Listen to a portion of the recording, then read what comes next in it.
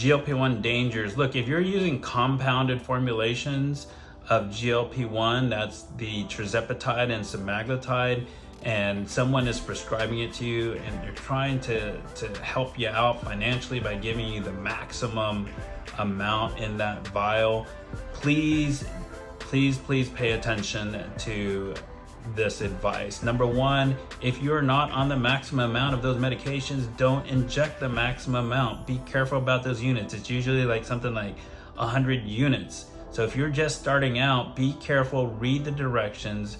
The people who prescribed it to you are supposed to give you a chart, and if they're not, shame on them. I've just seen too many of new patients coming in to see me recently, and they're sick and they didn't understand what happened. There's a lack of education, there's just no coaching, and then they have this horrible experience with these compounds because they took too much. And that's really what it was.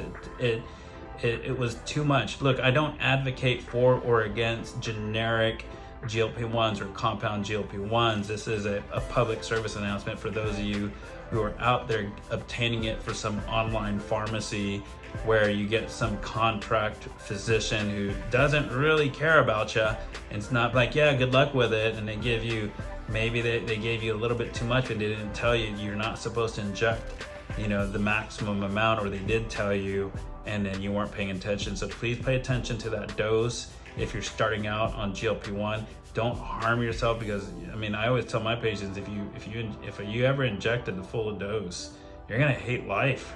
Like for a week, maybe even 2 weeks, it's gonna be so hard to eat. So be careful with these compounds.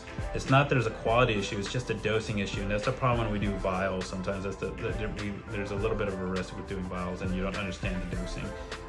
Reach out to us if you have questions. Tabidak out.